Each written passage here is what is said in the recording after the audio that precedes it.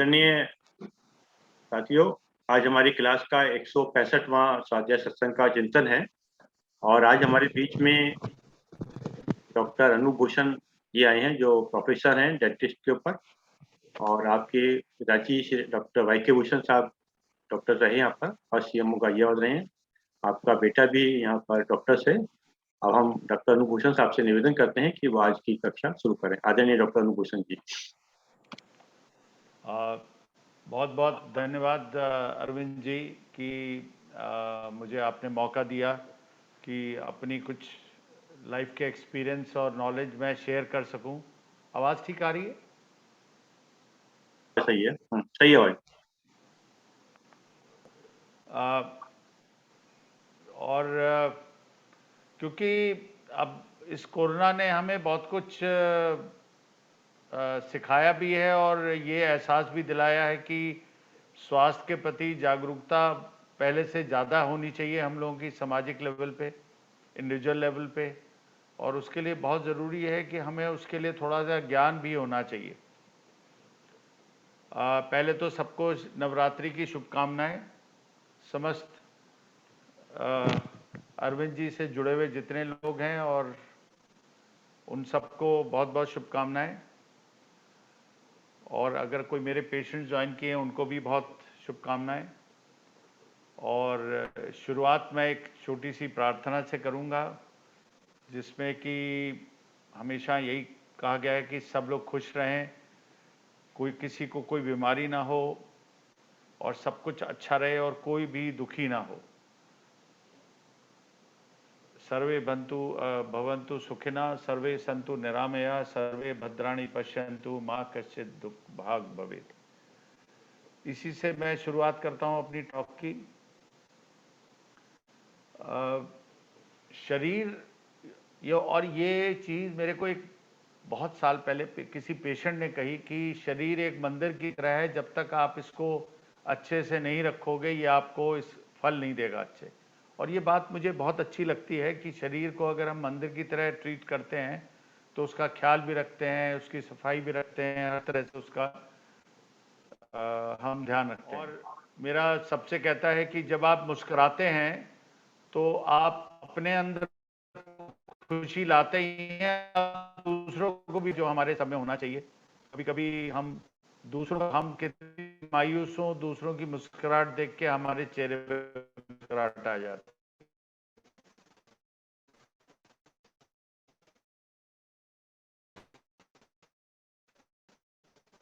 और उत्तम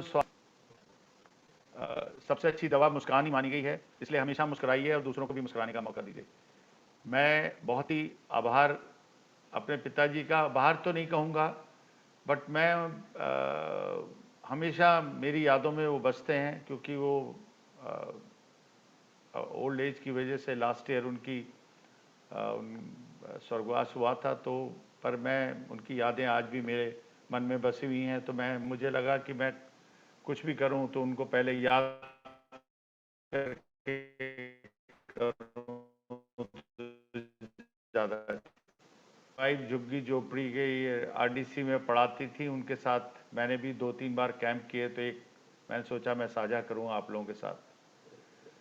अब शुरुआत में कर रहा हूं कि मैं देखते हुए कि इसमें मोस्टली लोग नॉन डॉक्टर्स हैं, तो उसी हिसाब से मैंने अपनी टॉक को मॉडिफाई किया है।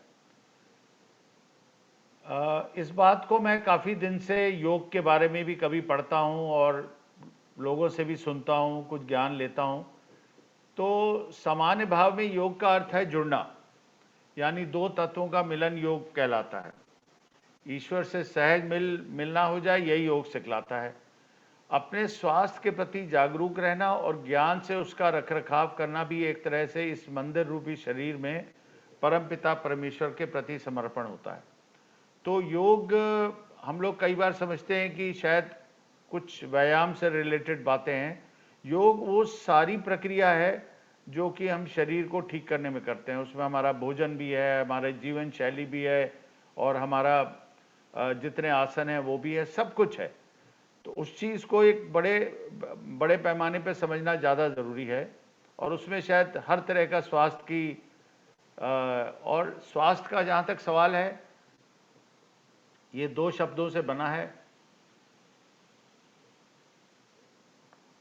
स्व और स्था, स्व का अर्थ है अपने में और स्था का है स्थिति। तो स्वयं में स्थिति एक जो है उसी को ही स्वास्थ्य कहते हैं। स्वास्थ्य के इस व्यापक अर्थ को सिद्ध करने के लिए योग ने अधिक समग्र समाधान कुछ और नहीं हो सकता। एक सेकंड। अपने उत्तम स्वास्थ्य के संबंध में ज्ञान अर्जन करना और ज्ञान से जागरूक रहना और इस मंदिर रूपी शरीर को रखरखाव करना भी एक तरह से परमपिता परमेश्वर की उपासना के समान है। स्वास्थ्य को लेकर हम लोग चिंता तो काफ़ी करते हैं, क्योंकि हमारे यहाँ स्वास्थ्य को एक इमरजेंसी चीज़ से समहाउ कोरिलेट किया गया है, बट उसके प्रति जागरूक होने के लिए हमें ज़रूरी है कि हम कुछ ज्ञान अर्जन करें उसके बारे में। जैसा कि मैं अभी भी बोल रहा था कि हम स्वास्थ्य को एक इमरजेंसी मैनेजमेंट समझते हैं। जो डे टू डे हमारी एक्टिविटीज़ हैं वो भी हमारे स्वास्थ्य से रिलेटेड हैं। तो हमारा जो दायित्व है, कर्तव्य बनता है कि हम उसको रोज़ की मर्रा के ज़िंदगी में ऐसी चीज़ें करें कि जो हमें स्वस्थ रखें, और इसीलिए उसका समग्र ज्ञान होना ज़रूरी है। मैंने ज़रूर लिखा है कि स्रोत हो, उसके लिए स्रोत जो ज्ञान के होने चाहिए वो भरोसेमंद होने चाहिए, ना कि व्हाट्सएप से।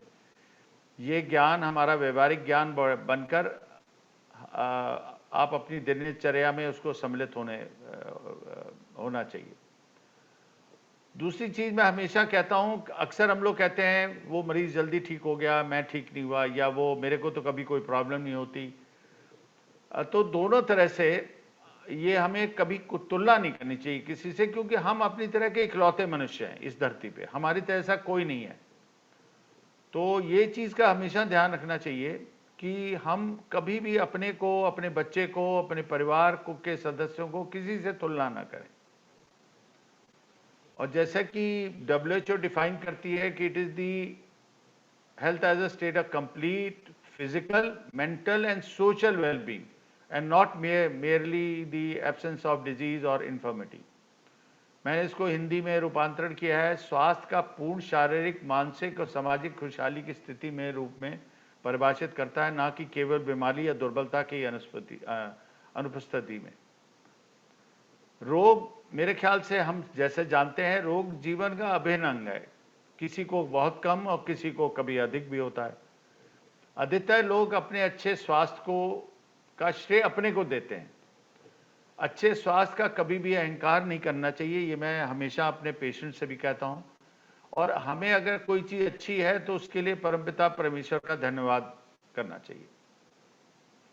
बट इसका ये तात्पर्य नहीं है कि हम स्वास्थ्य के बारे में सोचें नहीं, उसके बारे में कुछ करें नहीं, क्योंकि उसकी भूमिका तो बहुत इम्पोर्टेंट है, उसको हम कभी भी डाइल्यूट नहीं कर सकते। अब रोकथाम जो है हमारी बीमारी की, उसके लिए हमें ये जानना ज़रूरी है कि हम डे टू डे में क्या करेंगे जिससे हमें कोई बीमारी ना हो।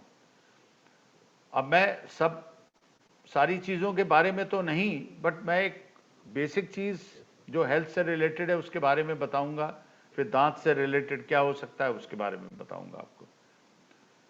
तो इसमें सारी चीज़ें आती हैं कि जो कि अब इसमें रोकथाम के लेवल पे प्राथमिक रोकथाम, माध्यमिक रोकथाम, तृतीयक, मतलब प्राइमरी, सेकेंडरी और टर्शरी।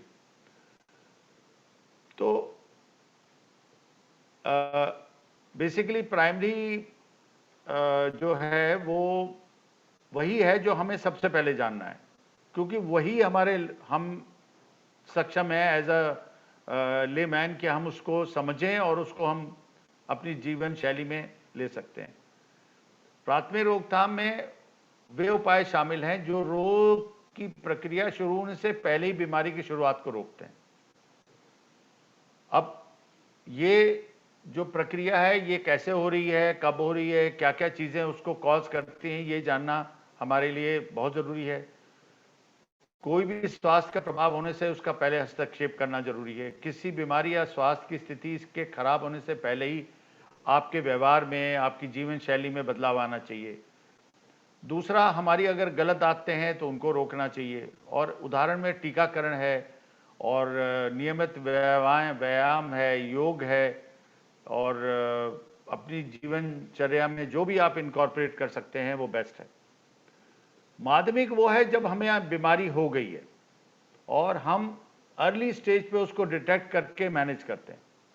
जैसे बीपी है, अगर हम चेक कराते हैं, या शुगर भी है, वो चेक करके हम उसको अर्ली स्टेज पे मैनेज कर सकते हैं। टर्शरी वो है जब हम ऑलरेडी बीमारी एक लेवल से बियॉन्ड पहुंच गई है, जिसमें कि आज की तारीख में कैंसर भी बहुत बड़ी चीज़ है और बाकी बीमारियां भी हैं, तो जिनको हम टर्शरी मैनेजमेंट कहते हैं और टर्शरी प्रिवेंशन भी कहते हैं और टर्शरी केयर के जितने भी ये आपके ओरिजिनली बड़े बड़े हॉस्पिटल हैं, बेसिकली वो टर्शरी केयर के लिए बने हैं। और कभी कभी हम लोग जुकाम खांसी लेके भी वहाँ पहुँच जाते हैं, जो कि उन अस्पतालों के लिए वो बेसिकली वो उस पर्पज़ से कभी भी बने भी नहीं है। तो ये सब चीज़ों को दिमाग में रख के जो हमारे मतलब का है वो प्राइमरी मैनेजमेंट है, प्राइमरी प्रिवेंशन है। इसको लेके मैं ओरल हेल्थ के बारे में बताता हूँ। पहले हम लोग पुराने ज़माने में डेंटल हेल्थ ही कहते थे, क्योंकि डेंटल हेल्थ बस मसूड़े और दांतों तक सीमित था। बट ओरल हेल्थ में बहुत कुछ है। हमारे जबड़े हैं, खाने की मांसपेशियां हैं, तालू है, मुंह की लाइनिंग है, जीभ है, लिप्स हैं, लार की ग्रंथियां हैं, ओरल कैंसर है, और इवन मैंने इसमें शायद लिखा नहीं, हमारा जो जॉइंट है टीएमजे, जो कि आजकल काफ़ी प्रॉब्लम बढ़ गई है, टीएमजे की जो हमारा जॉइंट जो मुंह खोलता है बंद करता है, वो भी डेंटल में ही आता है। ये जो कि सब लोग फैमिलियर हैं, दांत हैं मुंह के, वो ऑलरेडी मैंने आपको सारा वो बता दिया है। दांत के स्ट्रक्चर से भी आजकल मोस्टली लोग, क्योंकि घर में बच्चे पढ़ते हैं तो माँ बाप या उनके दादा दादी सबको पता होता है दांत के कौन से पार्ट्स हैं। ऊपर का क्राउन होता है, नीचे रूट होती है, उसके अंदर ऊपर की तरफ इनामल होती है, फिर डेंटिन होती है, और अंदर नर्व होती है जो, या पल्प कहते हैं जिसको, रूट के अंदर। और अक्सर मेरे से जब कोई सर्जरी होती है या कोई ऐसा होता है, पेशेंट पूछते हैं कि भाई कि क्या क्या परहेज रहेगा, तो मैं उनसे कहता हूँ मेन काम हमारे मुंह के दो हैं, बोलना और खाना। सबसे इंपॉर्टेंट दो ये काम है, और इन दोनों पे ही पाबंदी होती है और रिस्ट्रिक्शन भी होता है। और यही चीज़ें हैं जो हमें प्राइमरी प्रिवेंशन, इसको अंडरस्टैंड करेंगे तो प्राइमरी प्रिवेंशन हम बहुत अच्छा कर सकते हैं। डेफिनेटली इनिशियल डाइजेशन भी इम्पॉर्टेंट है, और मुंह से आज हमारे साइंस ने ये भी पता लगा लिया है कि बहुत सारी बीमारियां हमारे शरीर में एग्रेवेट हो जाती हैं अगर हमारे मुंह का स्वास्थ्य अच्छा नहीं है, खासतौर से मसूड़ों की प्रॉब्लम के साथ, जिसमें मैं बाद में जिक्र करूंगा। और हमारी पुअर ओरल हेल्थ जो है वो खाने और बोलने में तो अफेक्ट करती है, ओवरऑल हेल्थ भी अफेक्ट होती है, और पर्सनल सेल्फ एस्टीम भी अफेक्ट होता है हमारा। अगर कोई सूजन है या दर्द है तो हम सोशल इंटरेक्शन से अवॉइड करते हैं, सोने की प्रॉब्लम बढ़ जाती है। और जो कॉमन डेंटल प्रॉब्लम्स हैं जो कि हम डे टू डे में डील करते हैं, इसके अलावा भी हैं, बट मैं जो मसूड़ों की प्रॉब्लम और डिके तो सबसे ज़्यादा है, नंबर 1। ये तो मतलब हम लोग मान के चलते हैं कि दुनिया की 90% पॉपुलेशन को इनमें से कोई ना कोई अर्ली स्टेज पे या ज़्यादा थोड़ी बहुत अफेक्ट रहता है। अफेक्ट से ये मतलब नहीं है कि आप एक्चुअल में आपको ट्रीटमेंट की ज़रूरत है, बट जागरूकता वो छोटे मोटे लेवल पे भी होनी चाहिए।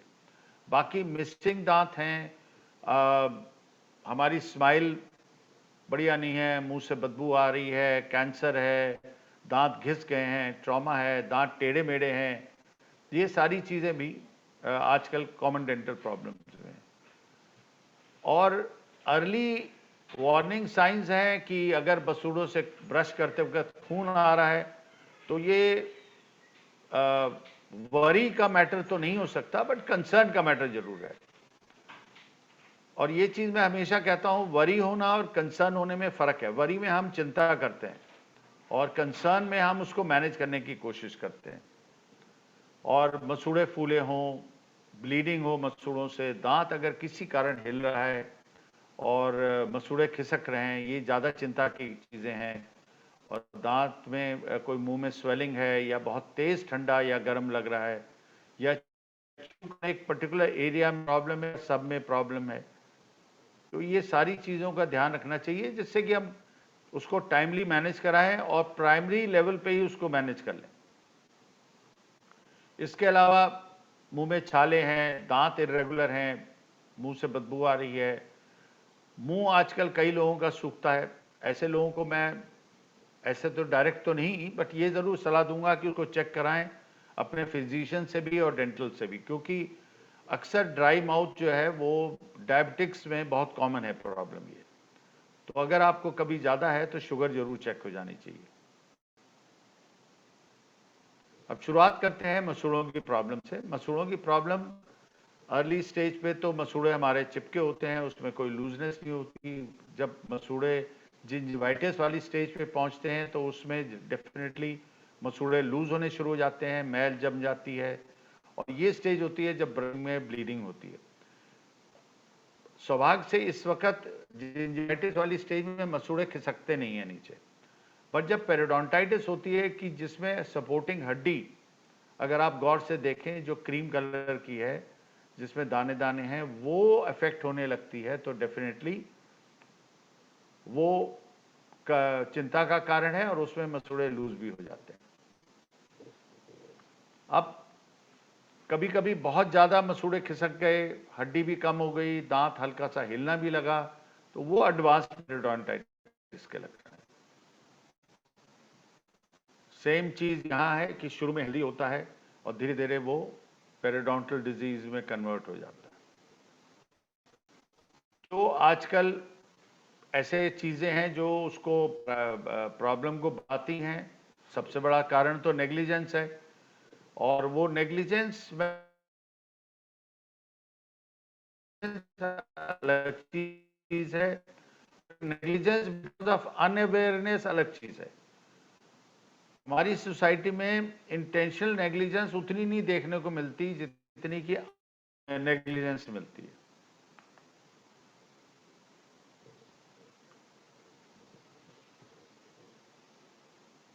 और बाकी भी बीमारियां हैं जो इसको अफेक्ट करती हैं। अब मैं बताने जा रहा हूं, ये रीसेंट है, पिछले 10-15 साल में ये देखा गया है कि हमारे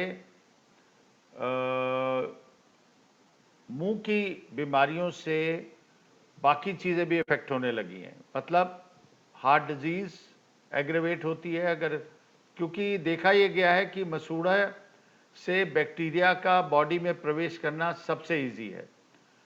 अगर मुंह में इन्फेक्शन है तो रेस्पिरेटरी एलिमेंट्स तो बढ़ेंगे।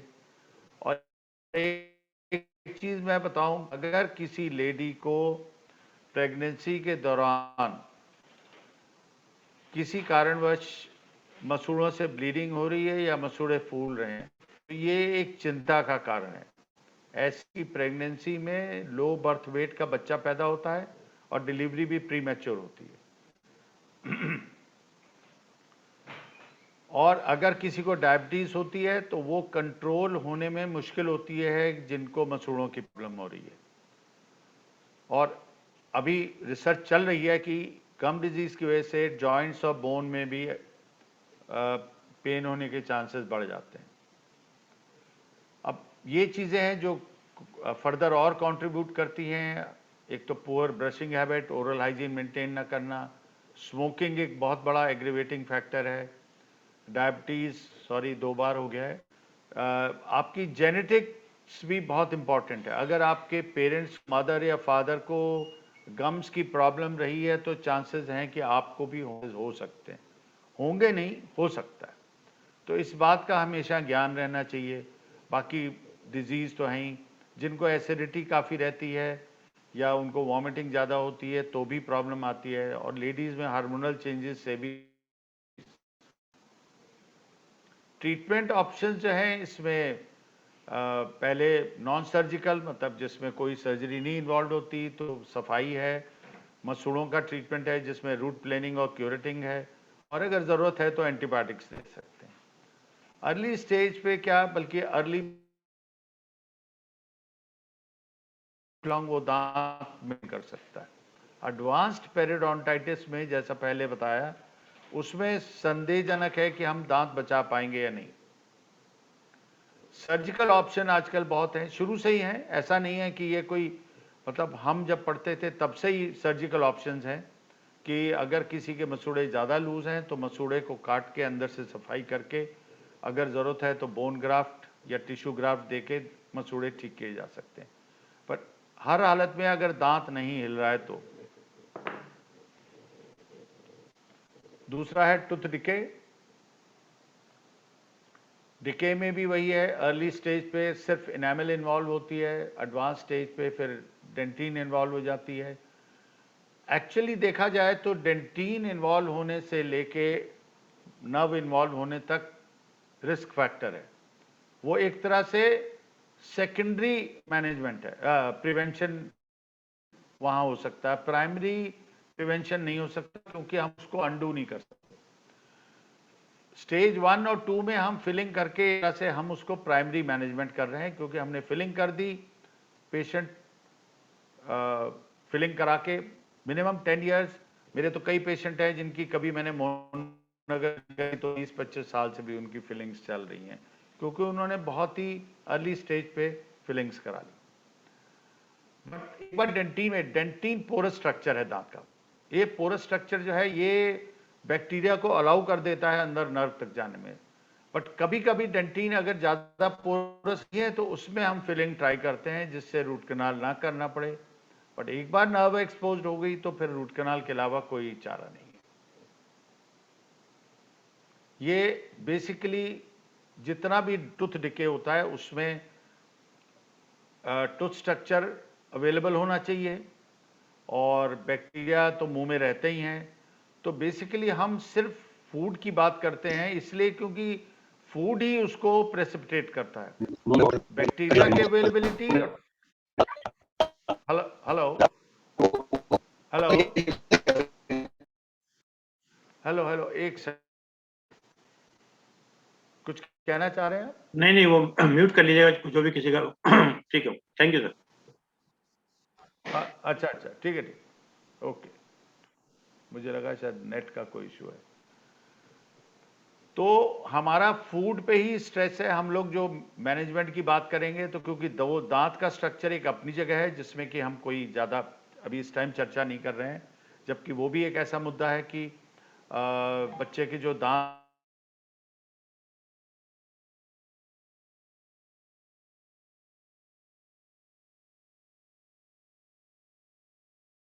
दवाई तो नहीं खाई है, तो ये सारे चीजें दांतों को affect हैं, इसमें कोई संदेह।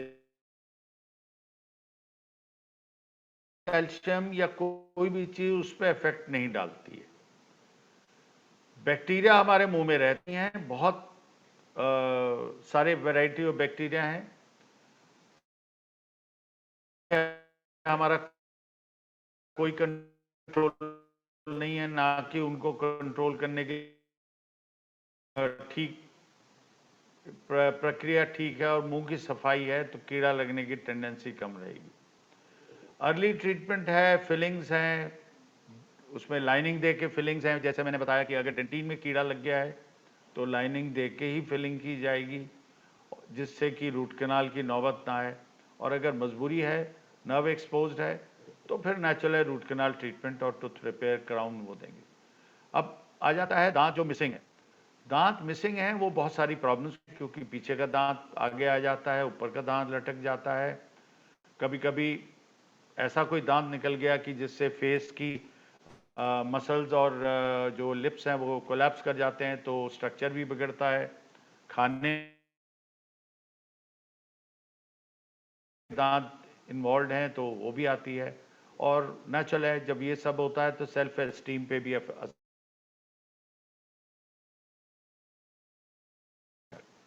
अब इसमें दांत लगाना भी संभव नहीं है। कोई अगर इस स्टेज पे आता है तो कोई तरह नहीं है कि हम उसमें दांत लगा सकें। यहां देखें तो ऊपर का दांत नीचे लटक गया है।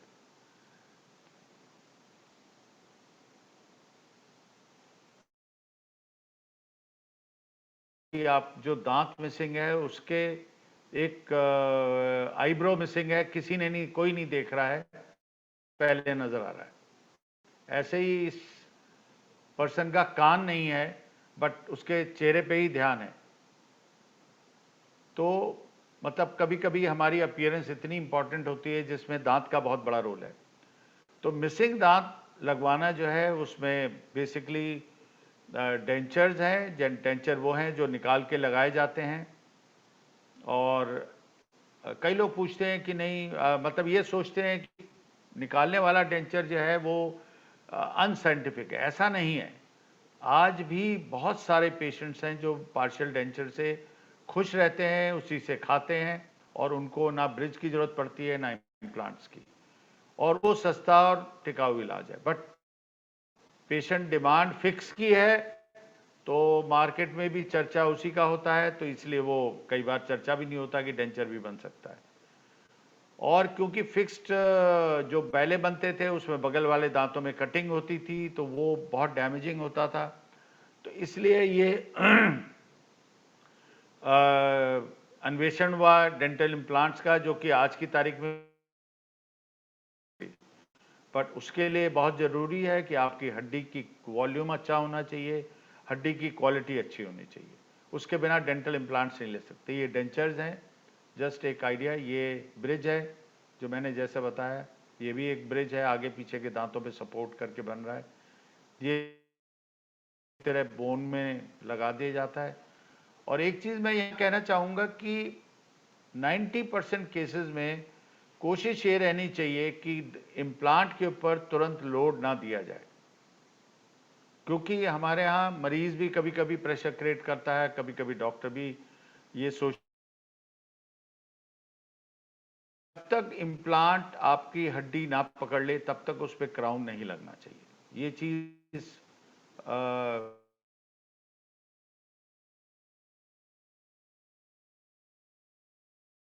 क्योंकि जब तक वो हड्डी में जम ना जाए उससे पहले क्राउन नहीं लगना चाहिए। स्माइल डिज़ाइनिंग आजकल बहुत इम्पॉर्टेंट एक ट्रीटमेंट हो गया है, जो कि, और ऐसा नहीं है कि स्माइल डिज़ाइनिंग यंग लोगों के लिए है, क्योंकि मैं आपको दिखाऊं, ये एक पेशेंट है हमारे, आप इनके दांत देखें, ये पान मसाला से भी, और कुछ अगर आप गौर से देखें, इनको बचपन से ही जहाँ ये रहे इनके दांतों में फ्लोरोसिस है। जो ये ब्राउन लाइंस देख रहे हैं ये पान मसाले से नहीं हुई, बट शायद उसी को छुपाने के लिए वो पान मसाला खाने लगे और उसके बाद ये हम लोगों ने उसको ट्रीट किया है। ऐसे ही टूटे हुए दांतों के लिए भी डिज़ाइनिंग होती है कि वो अच्छे लगें। इस तरह से देखिए, ये भी वही उसी तरह का है, ये भी कुछ उसी तरह का है, ये भी है। तो इस तरह से बहुत सारी प्रॉब्लम्स हैं जो कि आजकल स्माइल डिज़ाइन करके, इसमें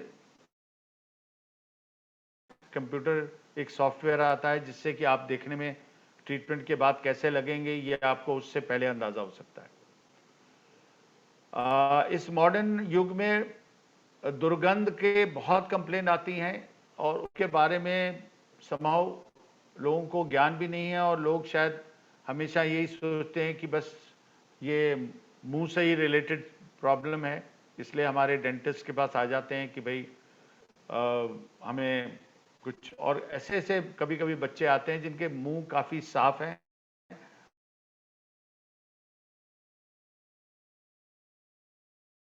खासतौर से बताते हैं क्योंकि किसी को अगर साइनस की प्रॉब्लम है, थ्रोट की प्रॉब्लम है, या वो ऐसी चीज़ें का प्रयोग कर रहे हैं जो कि सल्फर कंपाउंड्स को बढ़ाती हैं।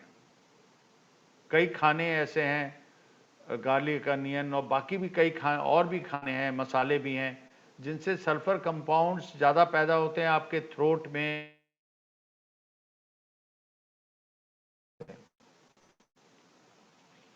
मुंह के सूखने से भी प्रॉब्लम होती है, और कई बीमारियों में, स्पेशली डायबिटीज़ में, लिवर प्रॉब्लम में, किडनी प्रॉब्लम में, ये एक बड़ा कॉमन है कि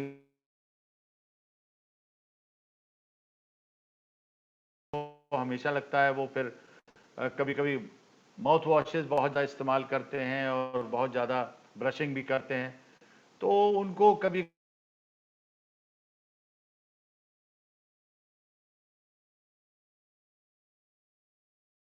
खाने की प्रक्रिया और वो सब। इसका ट्रीटमेंट जो भी कंडीशन है उसको ट्रीट करना और पेशेंट काउंसलिंग और मोटिवेशन आजकल बहुत बड़ा मुद्दा है ओरल कैंसर।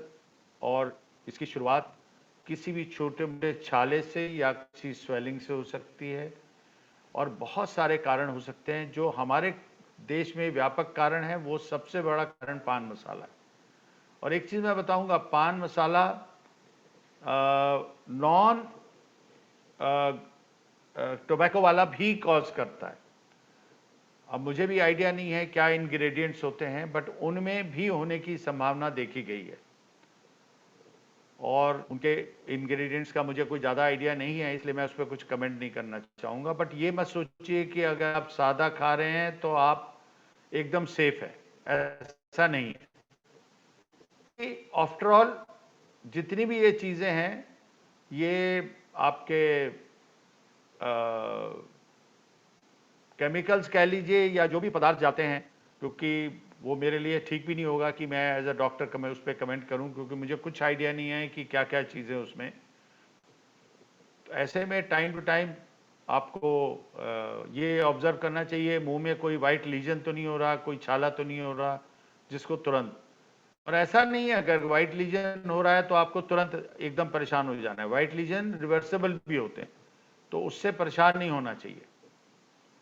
दांत घिसने की प्रक्रिया बहुत है आजकल, क्योंकि हम लोग बहुत ज़्यादा खान पान में हमारे बहुत सारी चीज़ों में चेंज आए हैं, हार्ड चीज़ें आने लगी हैं।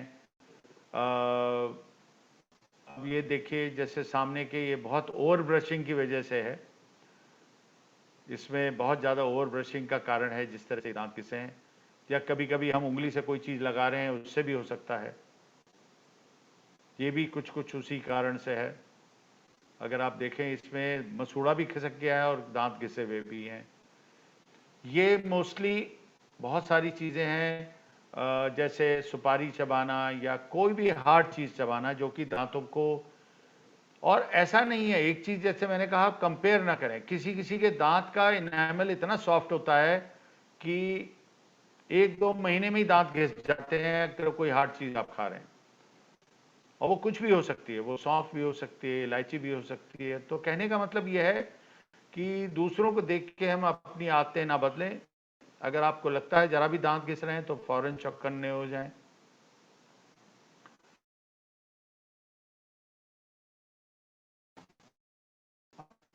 यहाँ रिपेयर करके हमने क्राउन्स चढ़ाए हैं, ये दांत घिसे हुए हैं, आप देखें तो देखने में भी अच्छा लग रहा है। भी हैं जिसमें दांत थोड़ा सा टूट रहा है, इनामल खाली टूटती है, कहीं कहीं नहीं, कई जगह नर्व एक्सपोज होती है। और कई कई बार तो दांत ही गिर जाता है या दांत अंदर से ही हिल जाता है पूरा का पूरा। प्रॉब्लम्स भी आती हैं डेंटिस्ट्री में। दूध के दांतों को, क्योंकि मैं जो समझ पा रहा हूँ सब लोग काफ़ी ओल्ड एज के हैं, यंग लोग हों, तो मैं शायद बच्चों के बारे में भी कुछ बताता। बुरा मत मानिएगा, मैं ओल्ड वर्ड यूज़ किया है, बट मेरा कहने का मतलब ये है कि जिनके छोटे बच्चे हैं उसके लिए अलग से हम कभी बात कर सकते हैं, क्योंकि वो बहुत बड़ा सब्जेक्ट है बच्चों के बारे में, के दांतों के बारे में बताना। तो बट ये ज़रूर है कि उनको निगलेक्ट नहीं करना चाहिए अगर आपके घर में बच्चे छोटे हैं। और वो फेशियल डेवलपमेंट से भी उसका रिलेशन है, बच्चे की स्पीच है, उसकी सोशल वेलबींग है। तो ये सारी चीज़ों पे ध्यान रखते हुए बच्चे के दांतों को बिल्कुल, और उनकी खान पान की बहुत ज़रूर ध्यान, क्योंकि आजकल इतने अट्रैक्टिव फूड हैं कि बच्चे उनसे बहुत टेम्प्ट होते हैं, जो कि वेरी नेचुरल। और ये चीज़ अगर आप घर पे खा रहे हैं और बच्चों को मना कर रहे हैं तो वो ठीक नहीं है। अब मेरे से अक्सर लोग पूछते हैं कि कौन सा पेस्ट करें। पेस्ट आप कोई भी यूज़ करें, वो एक मीडियम है आपके दांत साफ करने का। जो उससे ज़्यादा ज़रूरी है कि ब्रश हार्ड नहीं होना चाहिए, ब्रश के ब्रिसल्स अच्छी क्वालिटी के होने चाहिए और ब्रश करने का तरीका सही होना चाहिए। पेस्ट के बारे में थोड़ा ज़रूर बताऊंगा कि जितने पेस्ट हैं, भले वो कोई भी, मतलब सो कॉल्ड हर्बल हो, आयुर्वेदिक हो या नॉर्मल हो, जो भी हैं, वो मोरलेस सेम है, कोई उनमें ऐसा नहीं कहूँगा कि कोई, बट उनमें सब में अब्रेजिव्स काफ़ी होते हैं, डिटर्जेंट्स होते हैं, फ्लेवरिंग एजेंट्स होते हैं, ह्यूमेक्टेंट होते हैं जो उसको गीला रखें, थिकनिंग होते हैं, और कुछ ब्लीचिंग एजेंट्स भी जैसे वाइटनिंग वाले हैं वो भी डालते हैं कुछ कुछ पेस्ट में। तो आप जागरूक रहें, कम से कम पेस्ट यूज़ करें, उसकी क्वांटिटी बहुत कम रखें, कोशिश करें कि आप, और कोई हर्जा नहीं है अगर आप बीच बीच में, जैसे कि हम लोग पुराने ज़माने में क्या अभी भी, मतलब अक्सर कई लोग अभी भी मैंने देखा है कि खाने के बाद टॉयलेट जाते हैं या वॉशरूम जाते हैं, पानी से कुल्ला किया और उंगली से अच्छी तरह साफ करते हैं। उस उंगली के बनिस्बत आप ब्रश उठा के पानी में भिगो के भी कर सकते हैं, वो कहीं बेटर है बनिस्बत की उंगली, क्योंकि उंगली आपके उन एरियाज में नहीं जाती है जहाँ की खाना फंसा है या कोई ऐसी चीज़ खाई गई है। स्पेशली नॉन वेजिटेरियन लोगों में मैं ज़रूर कहूँगा कि ब्रश करना ज़रूरी है। टोबैको बिल्कुल ना लें, शुगर इनटेक बहुत लिमिट करें, ड्राई माउथ बिल्कुल अर्ली स्टेज पे मैनेज करें, अल्कोहल का इस्तेमाल कम से कम करें क्योंकि वो भी बहुत प्रॉब्लम कॉज करता है। ब्रशिंग टेक्निक बेसिकली बहुत सिंपल है।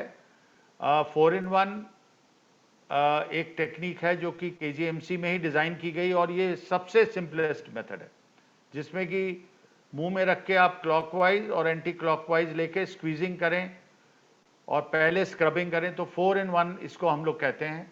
ब्रश सॉफ्ट होना चाहिए, कभी लगे तो मसाज गम्स का मसाज भी कर सकते हैं। हर खाने के बाद अगर आप कुल्ला कर रहे हैं तो ब्रश को यूज़ कर सकते हैं। बहुत लोग आजकल इलेक्ट्रिक ब्रश के बारे में बहुत कुछ पूछते हैं। मैं हमेशा कहता हूं कि कोई भी ऑटोमेटेड या इलेक्ट्रिक चीज़ ठीक है, बट वो कभी भी उस लेवल पे एफिशिएंट नहीं हो सकती जितना कि मैनुअल है। इसलिए मैनुअल ब्रश को तो आप सब्स्टिट्यूट नहीं कर सकते इलेक्ट्रिक ब्रश से, बट उसके साथ दोनों कर सकते हैं। जैसे आपने इलेक्ट्रिक से किया, एंड में आप या एक टाइम इलेक्ट्रिक करें तो एक टाइम आप मैनुअल वाला करें। खाने की आदतों में आपको काफ़ी बदलाव लाना चाहिए आजकल, क्योंकि बहुत ज़्यादा जो है खाने की वैरायटी है, सख्त चीज़ें आ गई हैं, क्रिस्प बहुत आ गई हैं चीज़ें। तो ये सब चीज़ों को ध्यान में रखते हुए, पानी एक बहुत अच्छा स्कैवेंजर है माउथ के लिए और मुंह को साफ रखने के लिए। टोबैको अवॉइड करें, पहले भी कह चुका हूँ, शुगर फ्री स्नैक्स खाएं। आज के उसमें जो लोग सेंसिटिविटी को अवॉइड करने के लिए बहुत सारी चीज़ें इन एंटिसिपेशन यूज़ करते हैं, वो नहीं करना चाहिए। इम्प्लांट्स के बारे में जानकारी अगर आपको नहीं है तो कभी भी किसी डॉक्टर के पास जाएं, उसके बारे में जानकारी लें। स्माइल डिज़ाइनिंग का, डिजिटल स्माइल डिज़ाइनिंग आजकल लेटेस्ट चीज़ है जो हमारे यहाँ भी होती है। स्टरलाइजेशन एक बहुत important part of this system है। वो इसलिए क्योंकि स्टरलाइजेशन तो पूरी मेडिकल साइंस की एक, कहना चाहिए वो उसका बेसिक है, मतलब उसके बिना मेडिकल साइंस ही नहीं सर्वाइव कर सकती, वो डेंटिस्ट्री हो या कोई भी चीज़ हो। और डेंटिस्ट्री एक्सपेंसिव इसलिए है क्योंकि हमारे जितने भी अच्छे मटेरियल्स बनते हैं वो बहुत महंगे हो गए हैं। अब कोरोना के बाद तो आप सुन के हैरान होंगे, ऐसे ऐसे मटेरियल्स हैं जो डबल द कॉस्ट हो गए हैं। आई थिंक उस पर हम चर्चा ज़्यादा नहीं अभी इस टाइम करना चाहेंगे, बट जो मैं प्राइमरी प्रिवेंशन पे दोबारा आ रहा हूँ कि मेरी सब लोगों से अनुरोध है कि आप अगर कहीं एसोसिएशन है, सोशल ऑर्गेनाइजेशन है या फिलैंथ्रोपिक, रोटरी, लायंस, उस पे हेल्थ एजुकेशन पे, और मैं ये नहीं कह रहा हूँ दांत के बारे में, हर चीज़ का चर्चा होना चाहिए और बड़े सिंपल तरीके से वो चर्चा होना चाहिए, ना कि कॉम्प्लिकेटेड तरीके से।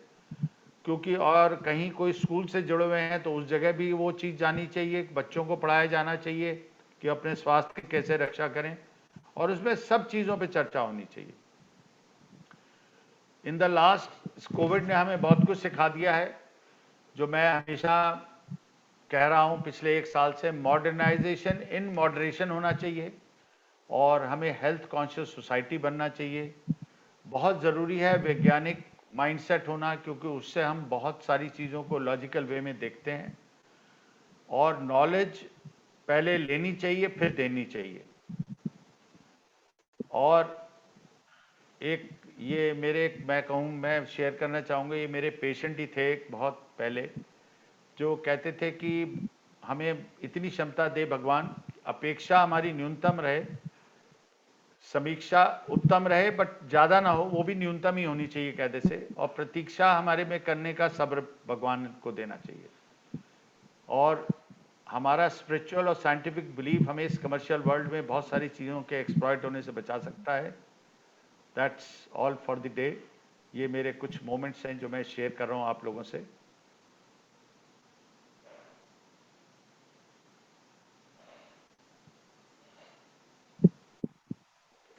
सबको ध्यानपूर्वक सुनने के लिए बहुत बहुत धन्यवाद। मैं सबका आभारी हूँ, और यही मैं हमेशा कहता हूँ कि इस युग में होलिस्टिक अप्रोच होनी चाहिए, हमारे आउटलुक में भी और हमारी अप्रोच में भी। Thank you so much. आपका धन्यवाद डॉक्टर साहब, बहुत अच्छा एक्सप्लेन आपने किया है। मैं डॉक्टर साहब ये पूछना चाहता था, अगर पार्शियल इम्प्लांट कराया 3-4 दांतों का और एग्जिस्टिंग दांतों के बीच में एग्जिस्टिंग दांत बाद में कोई खराब हो जाता है, उसको निकलवाना पड़ सकता है, तो वो पार्शियल इम्प्लांट बेकार हो जाता है सर? नहीं, पार्शियल इम्प्लांट तो मैं समझ नहीं पा रहा हूँ क्या चीज होती है। 4 दांत निकलवा के उनके बदले 4 दांत फिक्स करवा दिए, इम्प्लांट लगवाए हड्डी में ऑपरेशन करा के, और उसके बाद एग्जिस्टिंग दांत जो बराबर वाले थे अंदर इम्प्लांट लगवाए या आपने इम्प्लांट लगवाए या ब्रिज बनवाया आपने? बगल के दांतों पे सपोर्ट लेके बनवाया या उसी में ऑपरेशन करा के? दांतों से सपोर्ट पर बनवा, बगल के दांतों की सपोर्ट ली थी। वो ब्रिज हुआ, वो दैट इज ब्रिज। अच्छा जी, ठीक है। वो ब्रिज जो है, अगर मान लो जिसकी सपोर्ट लिए वो दांत बिगड़ जाता है, बाद में बेकार हो जाता है, तो ब्रिज बेकार है। ब्रिज, ठीक है। ठीक, अब हमारे पास ये एक्चुअली जब ब्रिज बनता है जी, तो जो दांत सपोर्ट है उसकी स्वास्थ्य का असेसमेंट होना बहुत जरूरी है। मतलब वो कभी कभी वो इतना मजबूत नहीं होता, इसलिए वो 3-4 साल में ही ब्रिज कोलैप्स कर जाता है। देखिए एक्चुअली क्या है, हमारे यहाँ जो मैंने कहा ना प्राइमरी लेवल पे नहीं आता है, हमारे यहाँ मोस्टली दांत जब लूज कर लेते हैं और हड्डी दांतों की ओवरऑल नहीं है, तो एक्चुअल में सबसे बड़ी प्रॉब्लम यह है कि वहाँ इम्प्लांट भी नहीं लग पाता है कभी कभी, और कभी कभी तो ब्रिज भी नहीं लग सकता, और ऐसी भी स्थितियां हैं जहां डेंचर भी नहीं लग सकता। ये मतलब एक ऐसी विडंबना है कि जो हमें भी निराशा होती है कि हम पेशेंट को कुछ दे नहीं पा रहे। चलिए, अब ये डीके अग्रवाल साहब खोल लीजिएगा वीडियो। डीके अग्रवाल साहब सिलीगुड़ी से, डीके अग्रवाल साहब सिलीगुड़ी से वरिष्ठ अधिवक्ता हैं हमारे सिलीगुड़ी में, बंगाल में, वेस्ट बंगाल में। यस, नमस्कार डॉक्टर साहब। डॉक्टर साहब नमस्कार। नमस्कार जी, नमस्कार। मेरे एक्चुअल में दांत में दर्द जब होता है तो मैं टूथपिक लगाता हूँ, और वो फिर दांत से दर्द जो है सिर की ओर जाता है, और सिर में दर्द इतना पेनलेस होता है। देखिए जहां स्पेस होती है वहीं नेचुरल खाना फंसता है। अब वो स्पेस दो वजह से होती है, या तो ये वजह है कि 2 दांतों के बीच में स्पेस है, या ये वजह है कि वो जो स्पेस है वो दांत के अंदर ही है, कोई कीड़ा लगा हुआ है। तो दोनों में हमें डिफ्रेंशिएट करना जरूरी है। अगर वो कीड़ा लगा है उस वजह से स्पेस है तो नेचुरल है, वो ट्रीटमेंट चाहता है, उसको भरा जाना है। अगर किसी कारणवश 2 दांतों के बीच में जो जगह हो जाती है मसूड़े खिसकने से, उसकी वजह से खाना फंस रहा है, तो उसके लिए बेसिकली टूथपिक अनफॉर्चुनेटली सब राउंड आते हैं, और आप जो हमने स्माइल ठीक करी है वो दांतों के बीच में ऐसे ऐसे गोल से स्पेसेस बनी हुई है, वो सब टूथपिक से क्रिएट हुई हैं। टूथपिक कायदे से साइंटिफिकली जो बनते हैं देशों में वो ट्रायंगल, जिससे कि आपकी वो स्पेस के हिसाब से वो पतले, मीडियम और मोटे बनते हैं। और वो आपको डॉक्टर एडवाइस करता है कि आप पतला वाला इस्तेमाल करेंगे। अगर उससे भी बड़ी स्पेस है तो इंटरडेंटल ब्रश होते हैं। मतलब इसमें मैं आपको, मेरा निवेदन ये होगा कि आपके जो भी डेंटिस्ट हैं आप उनसे सलाह करके ही कुछ ऐसा करें, क्योंकि ये जो सेल्फ मैनेजमेंट कई बार नहीं सही होता है, वो ज्यादा प्रॉब्लम बढ़ा देता है। नहीं डॉक्टर साहब, मेरा वो जो है टूथपिक के बाद में वो दांत में एक सेंसेशन होता है और उसके बाद वो एक्सटेंशन होके सिर की ओर जाता है हाँ, और तो सिर में कुछ भारीपन हो अगर जाता है। देखिए, मेरे पास मेरे जीवन में इन 40-42 साल के कैरियर में कम से कम नहीं तो 100-200 मरीज आए होंगे जो टूथपिक टूटा हुआ उसी में पड़ा हुआ है और उनको पता ही नहीं है। वो कह रहे हैं अचानक डॉक्टर साहब यहाँ मसूड़े में दर्द होना शुरू हो गया बहुत तेज, फिर एक्सरे किया तो कुछ नजर आया कुछ है, तो पता चला वो आराम से निकल तो बड़ी आराम से लेता है, उसके लिए कोई सर्जरी नहीं होती क्योंकि वो शरीर के अंदर तो जाएगा नहीं, ऊपर ही कहीं पड़ा रहेगा, मसूड़ा उसके ऊपर कवर कर गया। तो मैं आपको इसलिए ये उदाहरण दे रहा हूं कि अगर उसमें खाना ऑलरेडी फंसा हुआ है और आप टूथपिक से उसको पुश कर रहे हैं तो वो तो पेन रेडिएट करेगा ही करेगा। इसका मतलब उसमें अंदर ऑलरेडी खाना है जो आप निकाल नहीं पा रहे हैं, क्योंकि अगर टूथपिक यूज से आपका पेन रेडिएट कर रहा है तो इसका मतलब वो मामला मतलब इतना सिंपल नहीं है जितना आप सोच रहे हैं। अगर कोई टूथपिक यूज कर रहा है उसको आराम मिल जाता है तो बात ही खत्म, फिर तो हमारा कोई उसमें ना योगदान है ना कुछ है। थैंक यू डॉक्टर साहब। ठीक है, अब हमारे बीच में AK श्रीवास्तव साहब ने बंगलौर से हैं। AK श्रीवास्तव वरिष्ठ चार्टर्ड अकाउंटेंट है। AK श्रीवास्तव साहब बंगलौर से। नमस्कार श्रीवास्तव साहब। अनम्यूट खोल लीजिएगा श्रीवास्तव साहब। AK श्रीवास्तव साउंड खोल लीजिएगा। हाँ, अनम्यूट कर। नमस्कार डॉक्टर साहब। हाँ नमस्कार जी। 2-3 सवाल आपसे पूछना चाहेंगे। नहीं बिल्कुल पूछिए। पहले तो सबसे पहला सवाल कि दांतों की स्केलिंग, दांतों में टार्टर जमा हो जाता है, उसके लिए स्केलिंग कराई, मगर उसके बाद ही देखा कि ब्लड थोड़ा सा ब्लीड करते हैं जब स्पेशली वो ब्रशिंग के समय, तो उसके लिए क्या इलाज है? कुछ गम पेंट्स यूज करना चाहिए? बड़ा अच्छा सवाल पूछा है, क्योंकि इस तरह की प्रॉब्लम, देखिए जब भी स्केलिंग होती है जी, नॉर्मली स्केलिंग तब होती है जब आपके डिपॉजिट काफी है, मतलब दांतों में जी जी, ज्यादा नहीं है तो मॉडरेट लेवल का तो है ही, माइल्ड होता है तो लोग ना कराते हैं जबकि तो अब जब ये हमारे यहाँ, जब हम इस मामले में, मेरा सौभाग्य है कि मैं ऐसे इंस्टीट्यूशन से हूँ जहाँ हमारे टीचर, हम एक दिन पहले दिन कभी भी हम अलाउड नहीं थे कि हम सफाई करें किसी की, और वो इसलिए उसको हम लोग कहते थे BME, हमें आज जो है वो BME करना है, तो हम लिखते थे अपनी फाइल में BME done. BME was brushing, motivation and education. वो आज भी मैं भगवान की दुआ से फॉलो करता हूं। वो इसलिए है क्योंकि पेशेंट जैसे ही स्केलिंग करो वो हिल जाता है। हिल जाता है मीन्स कि वो तो, उसको तो प्रॉब्लम थी नहीं, उसकी प्रॉब्लम थोड़ी सी बढ़ जाती है स्केलिंग के बाद।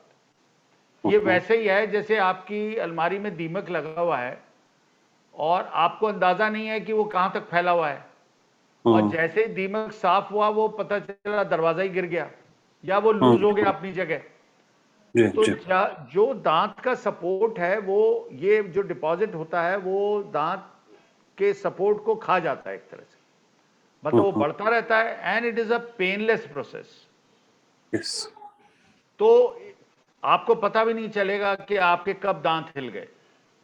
तो होता क्या है, जब सफाई होती है उसके बाद आपको इमीडिएटली तो सेंसिटिविटी भी बढ़ेगी, खालीपन लगेगा, कभी कभी मसूड़ों में दर्द होगा, ये सब चीजें पार्ट ऑफ द गेम है। बट ये डॉक्टर को भी सुनिश्चित करना जरूरी है कि आपके जो मसूड़े लूज हैं वो हील कर जाएं। अगर वो हील नहीं करेंगे तो बहुत जल्दी उनमें स्वेलिंग आएगी और रिकरेंस ऑफ डिजीज होगा।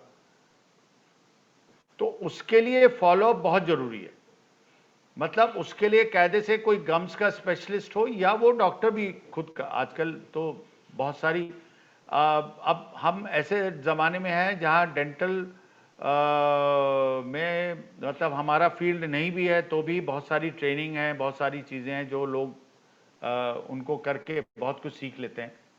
तो वो मसूड़े जब तक बैठेंगे नहीं तब तक आपको थोड़ा बहुत दुख रहेगा उसमें।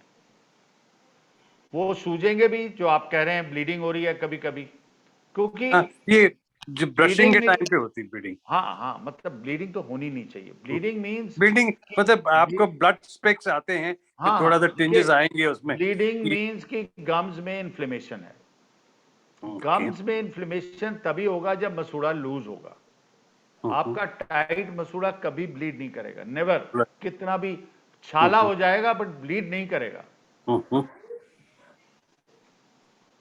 तो उसका ट्रीटमेंट क्या है इसके लिए? गम नहीं, वो पेंट? मसूड़े बैठ जाना चाहिए। अगर आपका ज्यादा लूज है, अगर हम लोग तो मेजर करते हैं, अगर 3-4 मिलीमीटर से ज्यादा लूजनेस है मसूड़े में तो कायदे से सर्जरी होनी चाहिए। फिर इसका मतलब स्केलिंग ने आपका उतना भला नहीं किया जितना होना चाहिए। But in any case surgery होनी है तो क्लीनिंग तो पहले होनी है। फिर उस हाल में मसूड़े को काट के अंदर सफाई करके उसको स्टिच कर देते हैं, वो हील कर जाता है। ओके। और इनका जो गम पेंट वगैरह का क्या रोल है इसमें कि नो रोल? तो only to a certain extent. वो तो देखिए जितने भी गम पेंट है वो वैसे ही हैं जैसे हम बाम लगाते हैं। They only reduce the symptoms. There is no medicine कोई भी लगाने वाली मेडिसिन में वो क्षमता नहीं होती जो कि एक्चुअली डिजीज के ट्रीटमेंट से जो आपको रिजल्ट मिलेंगे वो उससे नहीं मिलेंगे। मतलब वो आपके सिम्टम्स को तो हेल्प करेगा वो, no doubt. Okay. Doctor, second question ये जो है between denture and partial implant versus bridge, ये तीनों, मेरी वाइफ को, उनकी शी इज डायबिटिक, उनके अभी कुछ दांत उनके gradually over a period of time टूट रहे थे और कुछ छोटे छोटे पार्ट्स दांत पे रह जाता था and major part of the teeth वो टूट गया। तो अभी उनके दांत कुछ एक्सट्रैक्ट करा दिए गए। तो अब उसके बाद what is suggested, what should be better? क्या हम लोग क्राउन? सबसे पहले आपको बताना है कि HbA1c कितना है उनका।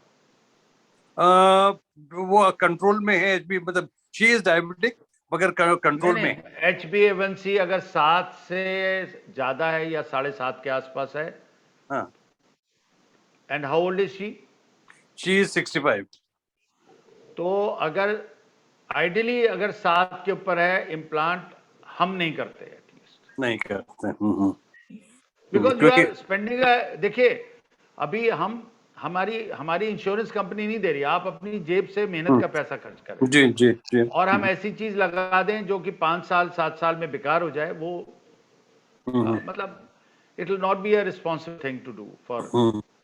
तो वो क्राउन द ब्रिज इज नहीं, आइडियली अगर उनको गम डिजीज है, कायदे से एक OPG हो जाना चाहिए, उनका बोन लेवल देखना चाहिए।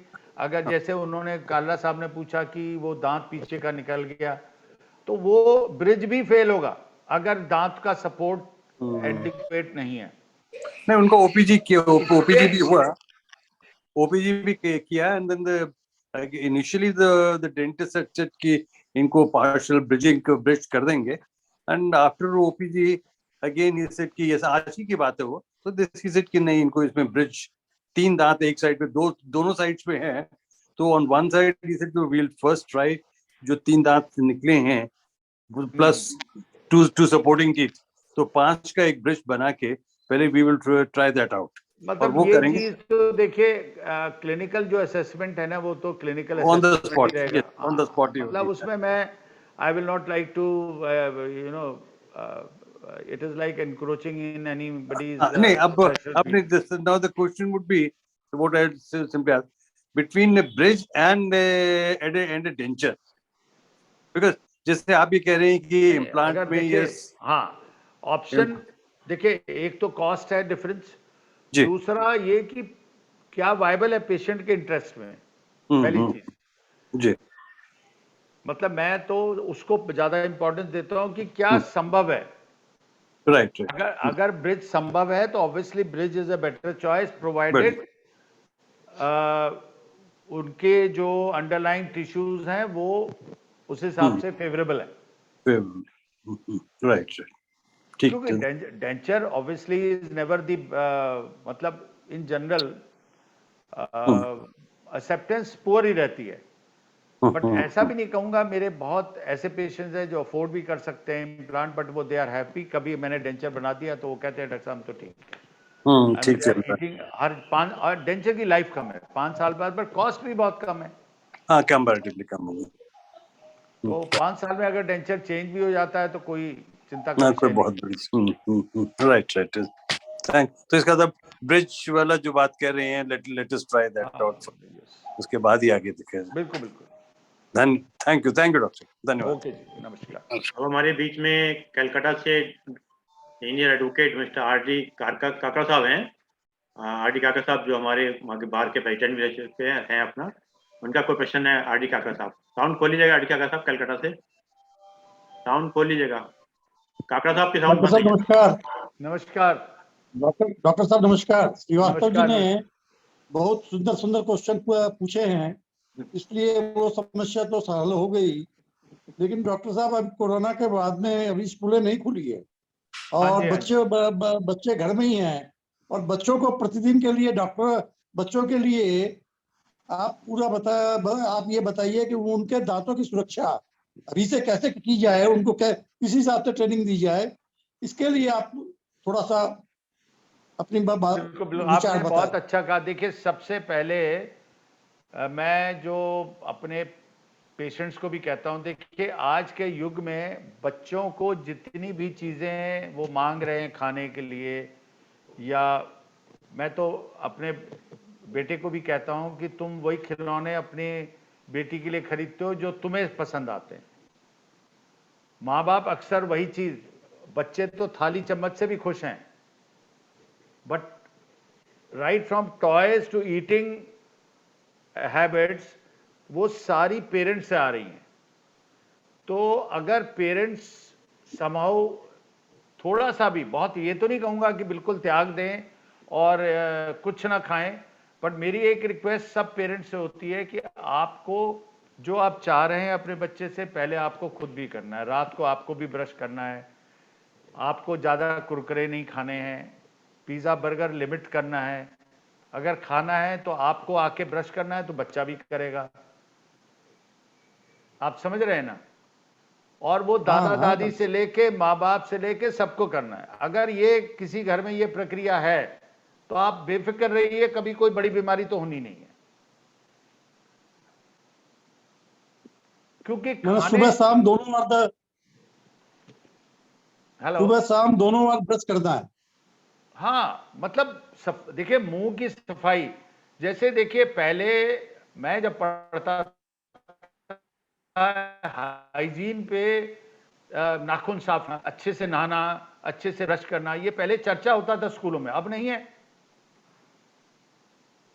अब तो बड़ी बड़ी फिजिक्स, बड़ी बड़ी केमिस्ट्री, बड़ी बड़ी बायोलॉजी, और एक अच्छा मनुष्य बनाने में तो स्कूलों का कोई बहुत योगदान है नहीं। मुझे कहना नहीं चाहिए, वैसे कोई स्कूल वाले ना हो। मेरा एक दूसरा जनरल उसका रीजन भी है, डॉक्टर साहब, मैं तो अच्छे टीचर्स को भी जानता हूं, बिकॉज स्टडी का प्रेशर बहुत है बच्चों पे। आई थिंक उस 12 साल की स्टडी में जितना उनको पढ़ना पड़ता है वो लोड बहुत ज्यादा है। ये एक बड़ी विडंबना है, और उसमें कुछ मुझे लगता है, वो तो मैं एज अ दांत का छोटा सा पार्ट का डॉक्टर में क्या बताऊंगा। वो तो आप लोग इतने बड़े बड़े ज्ञानी लोग बैठे हैं, आप उस हिसाब से सामाजिक चीजों पे तो मैं चर्चा करना भी ठीक नहीं रहेगा इस प्लेटफॉर्म पे। मेरा दूसरा छोटा सा क्वेश्चन है डॉक्टर साहब, नहीं बिल्कुल, कि आज के युग में हर एक कोई बाबा रामदेव नाना प्रकार के दंत मंजन देते हैं, कोलगेट है ही, तो इन सब में के बीच में कौन सा ऐसा टूथ इस हिसाब से, देखिए मैंने के हिसाब से ठीक रहता है, ये मैंने आपको बताया ना। देखिए इनका रोल बहुत मिनिमल है। आपका जो मेन रोल है वो ब्रश का है। ब्रश लोग टाइम से नहीं बदलते, ब्रश खराब हो जाता है तो वो पेस्ट कुछ नहीं कर पाएगा, उसके एडवर्स इफेक्ट भी पड़ेंगे, और ब्रश के जो हैं वो हार्ड होने से प्रॉब्लम भी होगी। तो इसलिए मेरा निवेदन है कि ब्रशिंग टेक्निक किसी भी डॉक्टर से समझ लें, अच्छा ब्रश लें और ब्रश को टाइम टू टाइम बदला जाए। धन्यवाद डॉक्टर साहब। ओके जी। अब हमारे बीच में पंजाब से हैं मनदीप सिंह, बाहर के हमारे मनदीप सिंह एडवोकेट हैं पंजाब से। नमस्कार मनदीप जी। डॉक्टर साहब नमस्कार जी। नमस्कार जी। डॉक्टर साहब मैं पूछना चाहता हूँ कि जैसे हमारी दाढ़ है उसको हमने निकलवा दिया, हाँ अभी जी। इम्प्लांट करना ठीक रहेगा? उसका कोई रिस्क तो नहीं है? अब ऐसा है, ये बड़ा ऐसा क्वेश्चन है कि जो मतलब डॉक्टर ही डिसीजन लेगा, ideally speaking. I okay am being sir. Very honest, but मैं आपको पॉसिबिलिटीज बता देता हूं कि अगर आपका कोई भी दांत निकला है तो उसमें एक चॉइस ये है कि वो निकाल के उसी टाइम तुरंत बोन ग्राफ्ट डाल के इम्प्लांट डाल दी जाए। उसमें इसलिए ऐसा करने लगे हैं, पहले नहीं करते थे वो, इसलिए कि वो दांत निकलने के बाद हड्डी कोलैप्स कर जाती है, तो वो हड्डी कोलैप्स ना करे इसलिए वो तुरंत लगाया जाता है। एक ऑप्शन ये होता है। एक ऑप्शन होता है कि निकाल के उसमें बोन ग्राफ्ट डालें या ना डालें। वो एक्चुअली आप मतलब वो टोटल कई देखिए जितनी सर्जिकल चीज़ें हैं या इवन क्लिनिकल चीज़ें, कहीं भी दुनिया का कोई भी कॉम्पिटेंट डॉक्टर वो फाइनल डिसीजन वहाँ साइट पे ही लेता है। ओके वो सर। माइंडसेट कभी नहीं करता कोई भी प्रोफेशनल। मैं कहता हूँ डॉक्टर तो छोड़िए, और भी प्रोफेशन के लोग बहुत सारे मैं देख रहा हूँ, एडवोकेट लोग हैं, वो ठीक है एक तैयारी करके जाते होंगे, बट वहाँ एट द पॉइंट क्या बोलना है ये उसी टाइम वो डिसाइड करते हैं। ऐसा नहीं है कि वो पहले से वो कुछ you know, we don't have a mathematical thing here. I mean, any professional will take a decision for that particular individual. उसमें कोई, मैं यही चीज देखता हूं कि कई बार मेरे से मतलब हमारे रिश्तेदार भी कभी कभी कहीं मिलता हूं, पूछ लेते हैं, मैं उनसे कहता हूं मैं बिना देखे आपको कोई सलाह दे दूं तो राइट वो, सर।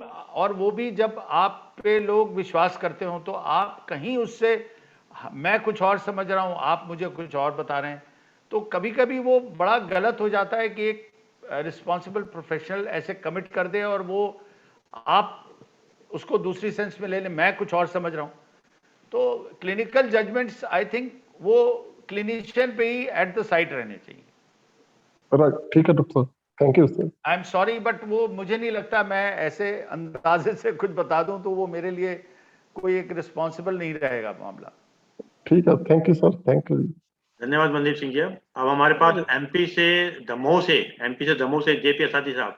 सबसे पहले 1992 में जब मैं रूट कैनल शब्द सुना, मैंने एक टूथेक के कारण गया डेंटल डॉक्टर के पास और उन्होंने रूट कैनल किया और दूसरा वहां पर एक आर्टिफिशियल टथ लगा दिया।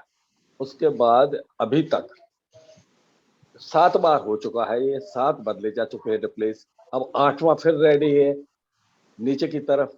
तो should I go for that और या इसके बदले में मैं डेंचर की तरफ जाऊं? सेम दांत में या दूसरे दांत में? नहीं, पेन जिस दांत में हुआ उसमें उन्होंने रूट कैनल किया और उसके बदले में नया वाला दांत जो आर्टिफिशियल है वो बना के फिक्स कर दिया, ब्रिजिंग कर दी उसकी। ठीक है। अब जो नया वाला, अब जी कुड यू फॉलो? हाँ मैं सुन रहा हूँ।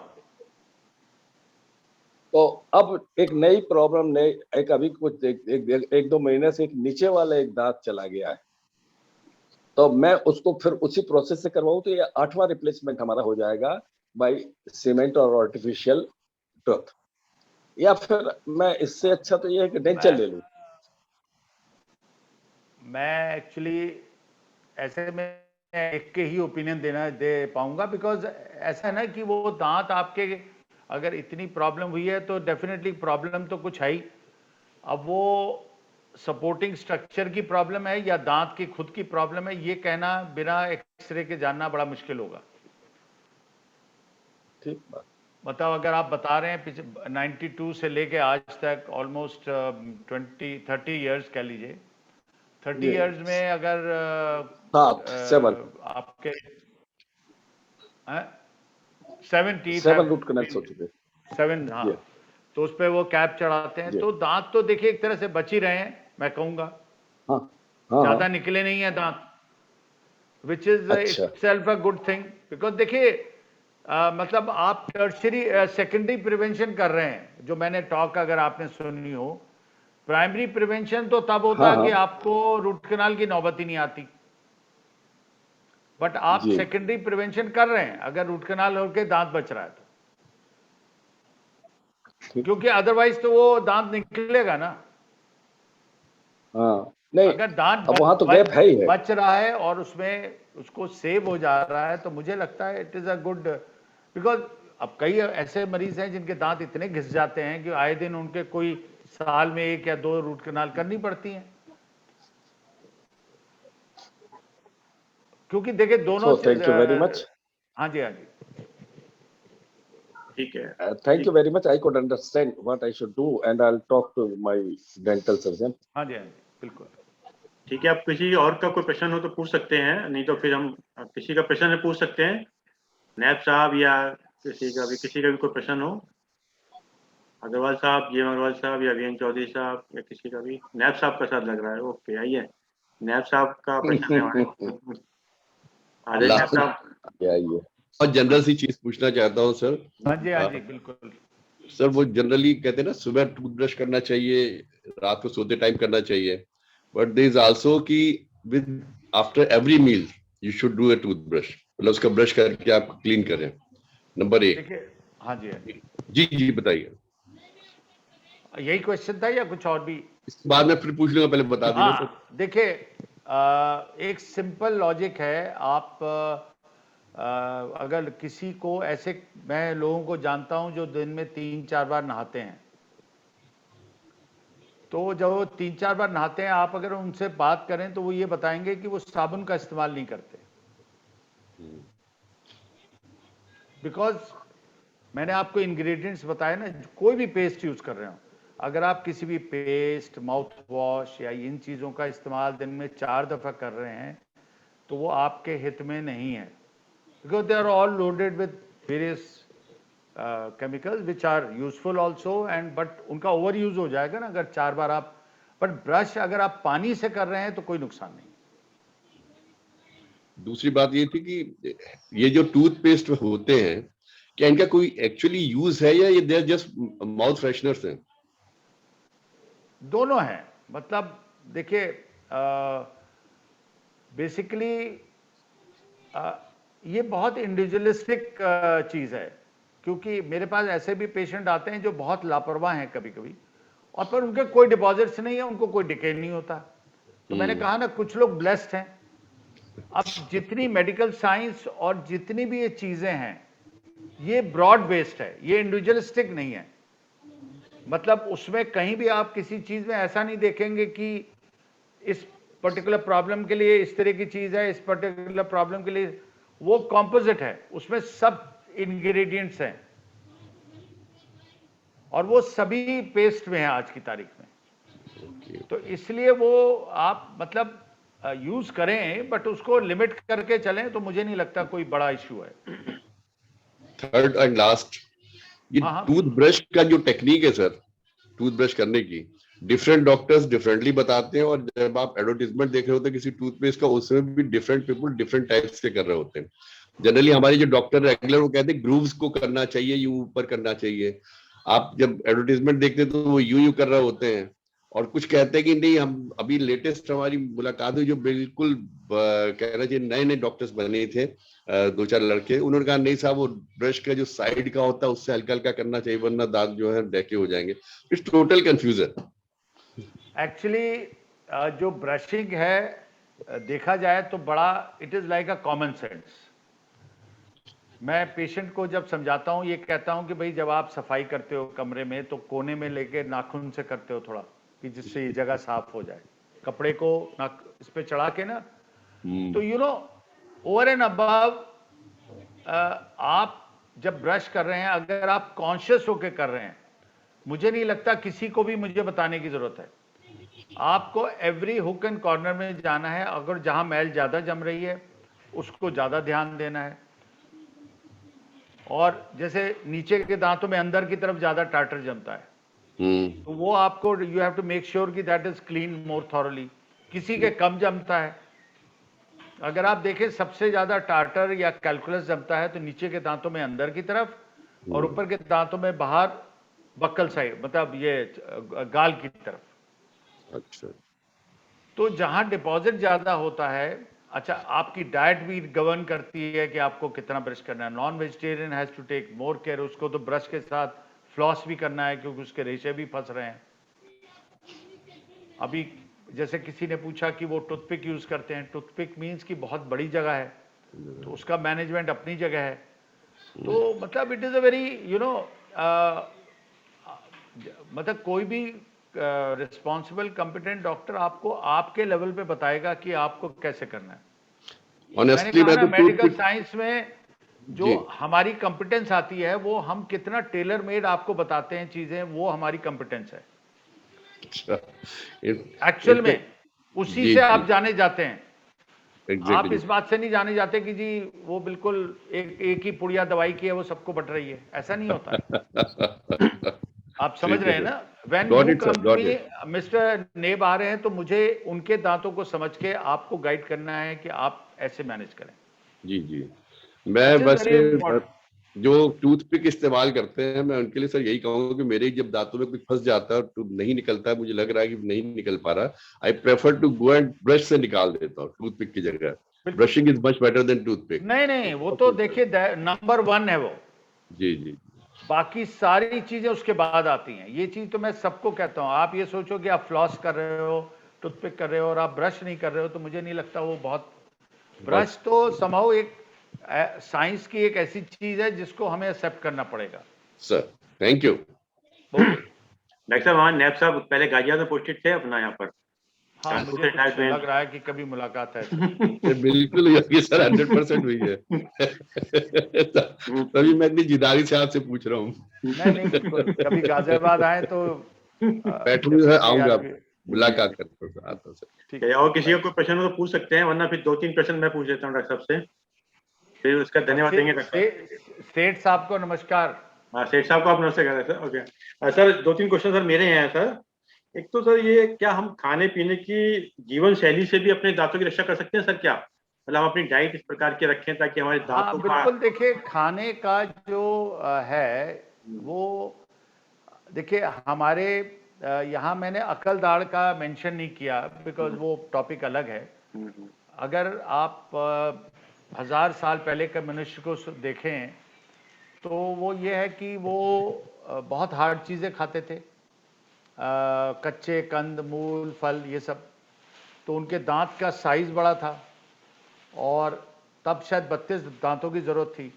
आज क्योंकि हमारा खाने में बहुत मेजर ट्रांसफॉर्मेशन हुआ है, वैरायटी जरूर है बट हम सब सॉफ्ट खा रहे हैं, करारा खाते हैं, बट बेसिकली जो आप है वो खाने आप प्रेशर कुकर में बनता है। तो कहने का मतलब हमारे दांतों का इस्तेमाल रिलेटिवली कम हो गया, और ये कोई हमारे भारतीयों के लिए नहीं है, पूरे विश्व भर के लिए। उस हाल में हमें डेफिनेटली अकल दाढ़ की उतनी ज़रूरत भी नहीं है, इसलिए अकल दाढ़ें निकाली जाती हैं और वो आती भी नहीं है ठीक तरह से। तो कहने का मतलब यह है कि आप खाने को ऐसा रखें कि जो कम से कम फंसे।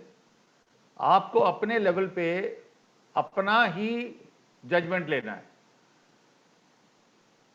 मैं मतलब ये फील करता हूँ, कई मरीज, जैसे मैंने कहा आप कुछ खाते तो नहीं। अभी मेरे को एक पेशेंट ने कहा, मैंने कहा जी आपके जो स्टेन्स हैं क्या हैं, तो नहीं मैं पान नहीं खाता, ये नहीं, बहुत सारी चीज़ें हुई। सडनली वो अगली बार मुझे आके बताते हैं, डॉक्टर साहब मैं बताना भूल गया कि मैं कोल्ड ड्रिंक बहुत पीता हूँ। तो आप मतलब वो खुद ही, जब मैंने उनसे बहुत सवाल पूछे, तो what I am trying to say कि if you are your own, आपका अपना जो इन्वेस्टिगेशन आपके ऊपर है वो बहुत स्ट्रांग होना चाहिए, तब आप स्वास्थ्य अच्छा रख सकते हैं। क्योंकि घर में कई चीज़ें बनेंगी, आपको हो सकता है वो सूट ना करती हो, तो आपको उसी हिसाब से मॉडिफाई करना है। किसी के दांत में फंसती है या उससे किसी को एसिडिटी होती है, इस तरह की चीज़ें आपको इंडिविजुअल लेवल पे अपने को मैनेज करना है। बाकी मिठाई कम से कम, टॉफ़ी चॉकलेट तो बहुत ही मिनिमाइज कर देनी चाहिए। जितनी स्टार्ची फूड्स हैं, ये सब बेकरी प्रोडक्ट्स हैं, ये सारे प्रॉब्लम करते हैं, नो डाउट। और इनके खाने के बाद जरूर ब्रश होना चाहिए, भले पानी से हो। ठीक है डॉक्टर साहब। नहीं तो एक क्वेश्चन हमारे व्हाट्सएप पे आया है, वो पूछ रहे हैं कि क्या आजकल दांतों में जो कीड़ा क्यों ज्यादा लग रहा है, मतलब दांतों में जो कीड़ा ज्यादा लग रहा है, क्या ब्रूशिंग की वजह से लग रहा है या सफाई नहीं कर रहे हैं या दोनों क्या? चीजें, सफाई। देखिए, खाने का तो हमारा जो अपना खाना है, भारतीय खाना, इसमें कोई दो राय नहीं। हमारी रोटी पकती है, सब्जियां। तो हल्दी का जो प्रयोग हुआ कि जो अगर आप हिस्ट्री में जाएं तो हल्दी का प्रयोग इसलिए हुआ कि कोई भी ऐसा खाना है जो पाचन क्रिया में प्रॉब्लम कर सकता है, तो हल्दी का उसमें मिल जाने से वो रिलेटिवली मोर आपको वो हजम करने में ज़्यादा सुविधा है। तो बहुत सारी चीज़ें हमें शायद उतना ज्ञान भी नहीं है उस साइंस का जो कि एग्जिस्ट करती है हमारे यहाँ। बट डेफिनेटली जितना कहना चाहिए, पाश्चात्य चीज़ें आ गई हैं और उनका अनफॉर्चुनेटली बहुत ज़्यादा यूज़ है। अब पिज़्ज़ा है, बर्गर है, टॉफ़ी है, चॉकलेट है, इतना बेकरीज हैं, बेकरी प्रोडक्ट्स हैं। तो इन चीज़ों से डेफिनेटली वो तो है ही, खाने में फंसती भी हैं और उतना हमारे पास ध्यान देने का टाइम भी नहीं है और कई बार ज्ञान भी नहीं है। तो वो सब चीज़ें प्रॉब्लम तो कर रही हैं, इसमें कोई दो राय नहीं। ठीक है डॉक्टर साहब, बहुत बहुत धन्यवाद। हम आपका सबसे ज़्यादा एक्चुअली बच्चों, जो किसी ने पूछा भी, बच्चों के साथ सबसे ज़्यादा प्रॉब्लम है। 2-2 साल के बच्चे आते हैं कैविटीज लेके। इसमें डॉक्टर हम चाहेंगे बच्चों के लिए कोई एक अलग से सेशन रखा जाएगा, जो बच्चों को भी हमने देखा है, छोटे जो बच्चे हैं, बहुत बड़ा सेशन, बहुत बड़ा मुद्दा है वो, बहुत बड़ा। जो हमने देखा छोटे बच्चे हैं वो लोग केयर नहीं करते हैं और बाद में बड़ी प्रॉब्लम होती है। ज्यादातर वो अपना चॉकलेट या कोई चीज ऐसी जब चलने बच्चे लाइक करते हैं, उसके लिए एक सेशन अलग से हम लोग रखेंगे सर। और एक चलते चलते सर वैसे एक सवाल और रह गया छोटा सा, कि अगर मेरा ABH1 7 से नीचे है और मैं अगर इसको इम्प्लांट को अफोर्ड कर सकता हूँ, तो तीनों चीजों से बेटर क्या इम्प्लांट करा लेना चाहिए? अगर 7 से नीचे मेरा अगर है, 7 से नीचे कर लेना चाहिए। चलिए ठीक है। अब 7 से नीचे कोई टेंशन नहीं है। ठीक, अब आदरणीय से ऊपर एक्चुअली वो पर्सन टू पर्सन बेस्ड है कि वो थोड़ा सा वेट करके उनका HbA1c 2-3 बार रिपीट करा के तभी। नहीं, ठीक पे कह रहे हैं। जैसे हम लोग एडवोकेट हैं तो सुप्रीम कोर्ट की रूलिंग सब जगह नहीं लग सकती, फैक्ट्स पर डिसीजन करता है। अब हम आदरणीय हमके सेठ साहब से निवेदन करते हैं कि आदरणीय डॉक्टर साहब ने जो इतना समय दिया निकाल के और हम सबको ज्ञान दिया, और खासकर सबसे बड़ी बात यह रही डॉक्टर साहब की, इन्होंने हिंदी में तैयार किया PPT। मेरे ख्याल से जनरली डॉक्टर्स लोग सब इंग्लिश में तैयार करते हैं। आपने बहुत तरीके से, बहुत सारे तरीके से, और सभी जगह के हमारे लोग बीच में आए, हम सबका सेठ साहब से निवेदन करते हैं, 2 सबके MK सेठ साहब, साउंड खोलिए सेठ साहब, साउंड बंद है आपकी। परम आदरणीय ब्रह्मर्षि डॉक्टर अनुभूषण जी मेरे बड़े पुराने गुरु हैं। जैसे आप गुरु हैं सर, ऐसा मत बोलिए प्लीज। और आपको याद होगा पांडे जी की वजह से मेरी आपकी मुलाकात हुई थी। हाँ बिल्कुल, मुझे याद है अच्छी तरह। ये इतने महान डॉक्टर होते हुए भी इनका व्यवहार बहुत बढ़िया है। जब मैं इनके यहाँ कभी जाता था तो एक साथ 5-6 पेशेंट को वैसे देखते थे जैसे हम लोग शटल कॉक नहीं देखते, खेलते हैं। और पकड़ इतनी अच्छी है कि देखते ही वे पहचान जाते थे कि करना क्या है, और हम लोगों को बोलने के पहले ही काम हो जाता था। फटाफट इधर गए, फिर दौड़ करके उधर गए। वो एनर्जी, मालिक ने आपको जो एनर्जी दी है उसका सदुपयोग। सबसे बड़ी चीज क्या है डॉक्टर साहब का, देखिए आज के जमाने में हर व्यक्ति थोड़ी सी उसके पैसे पे पकड़ बढ़ गई।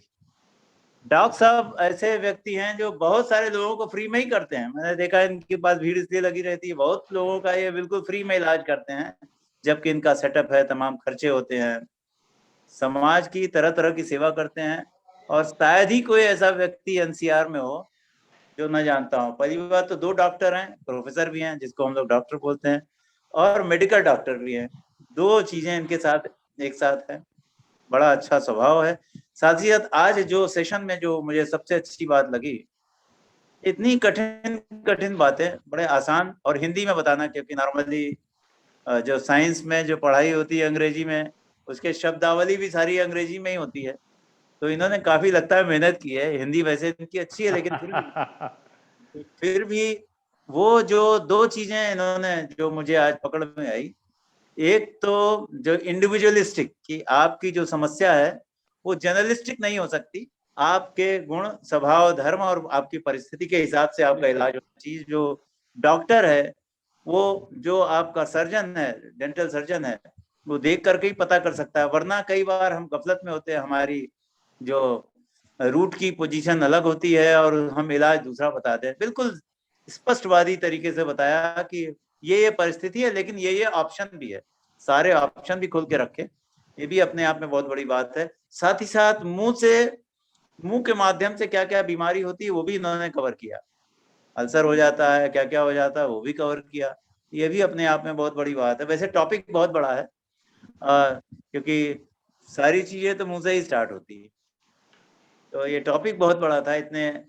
और हम लोग जरूर चाहेंगे कि एक तो बच्चों के लिए अलग से सेशन हो, दूसरा फिर हम लोग एक ओल्ड एज का भी लेंगे, क्योंकि ओल्ड एज में तो सारी बिल्डिंग गिर चुकी होती है। बहुत है। वो एक सेशन अलग से लेंगे।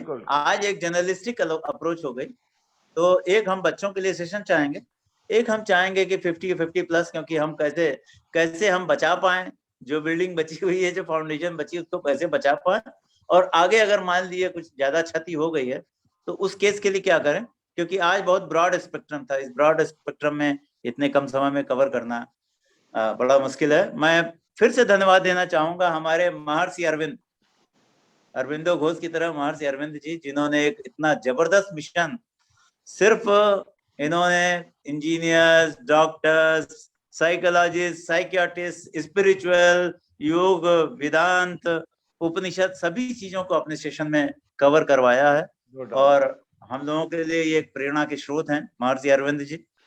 तो नहीं, बिल्कुल है इसमें क्या तो बहुत बड़ी बात है कि और अपना पूरा समय देते हैं, हम लोगों को इंटीमेट करते हैं सिंगल हैंडेडली, जैसे कहते हैं ना कि सिंगल हैंडेडली सब कुछ कर रहे हैं, और साथ ही साथ यूट्यूब में उसको डालना, उसको जूम में करना, सबको इंटीमेट करना, ये अपने आप में बहुत बड़ी बात है।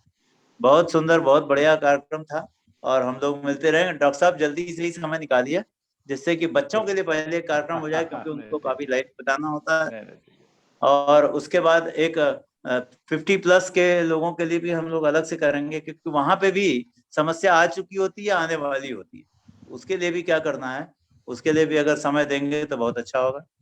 आपको आपका चरण वंदन, आप आए स्टेशन में, हम लोगों को अपने ज्ञान से लाभान्वित किया, बहुत बहुत धन्यवाद।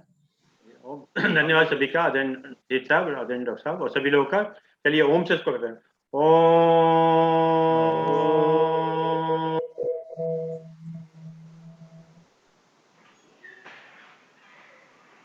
शांति शांति शांति।